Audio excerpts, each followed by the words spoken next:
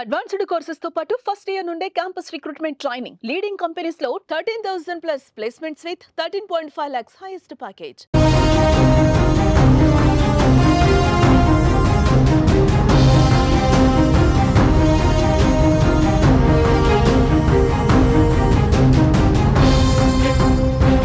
పహల్గాం ఉగ్రదాడి అనంతరం పాక్ పై భారత్ కఠిన చర్యలు తీసుకుంటోంది. దాయేదిపై ఆంక్షలను విధిస్తోంది. సింధు నదీ జలాల ఒప్పందం అమలు నిలిపివేత, అటారీ వాఘా సరిహద్దు మూసివేతతో పాటు పాక్ పౌరులను భారత్ నుంచి గెంటేసింది.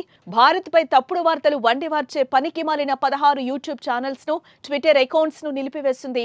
తాజాగా ఆ దేశానికి తిక్క కుదిర్చేలా వారి విమానాలు భారత్ గగనతలంపై ప్రయాణించకుండా నిర్ణయం తీసుకుంది.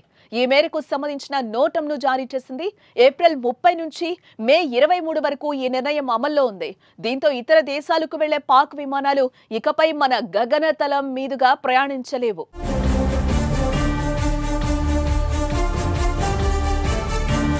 దాయేదికి బుద్ధి చెప్పేందుకు భారత్ సైతం కూడా గగనతలాన్ని మూసివేయడంతో ఆ దేశానికి ఇబ్బందులు తప్పవు.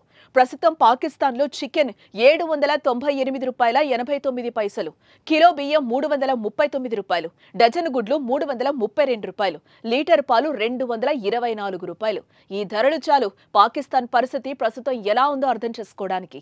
ఆర్థిక సంక్షోభంతో ఆ దేశం ఇప్పటికే కొట్టుమిట్టాడుతోంది. ఆహార ధరలు భారీగా పెరిగాయి. ఇప్పటికే తీవ్రంగా కుదేలైన పాకిస్తాన్ ఆర్థిక వ్యవస్థతో భారత్ గగనతలం మూసివేయటం మరిన్ని కష్టాలను తెచ్చిపెట్టింది. ఆ దేశ విమానాలు కౌలాలంపూర్ సహా మలేషియాలోని ఇతర నగరాలు, సింగపూర్, థాయిలాండ్ వంటి ప్రాంతాలకు వెళ్లాలంటే ఇప్పుడు చైనా, శ్రీలంక గుండా దూర ప్రయాణం చేయాల్సి ఉంటుంది.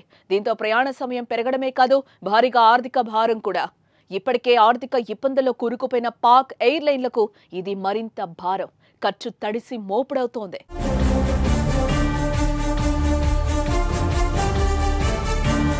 అటు పాకిస్తాన్ కూడా మన విమానాల రాకపోకలపై నిషేధం విధించిన సంగతి తెలిసిందే.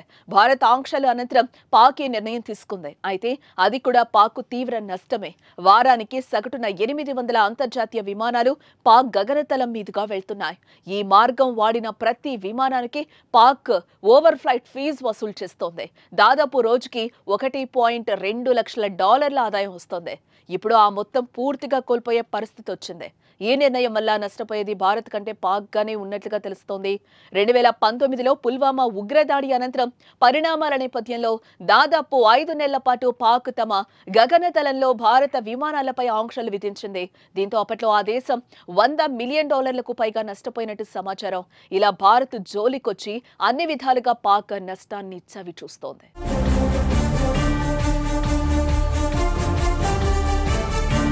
ఇటు మరోవైపు పహల్గాం దాడికి ప్రతీకారం తీర్చుకునేందుకు భారత్ చూస్తోంది. సీమాంతర ఉగ్రవాదాన్ని పెంచి పోషిస్తున్న పాకిస్తాన్ పై ఆంక్షలు విధించడమే కాదు, మరింత గట్టిగా బుద్ధి చెప్పేందుకు సర్వం సిద్ధం చేస్తోంది. ఉగ్రవాదాన్ని అంతం చేయడమే లక్ష్యంగా చర్యలు తీసుకునే అవకాశం కనిపిస్తోంది. ఈ నేపథ్యంలో ఒకవేళ యుద్ధం అనివార్యమై భారత్ దాడి చేస్తే మాత్రం పాక్ పని ఖతమే.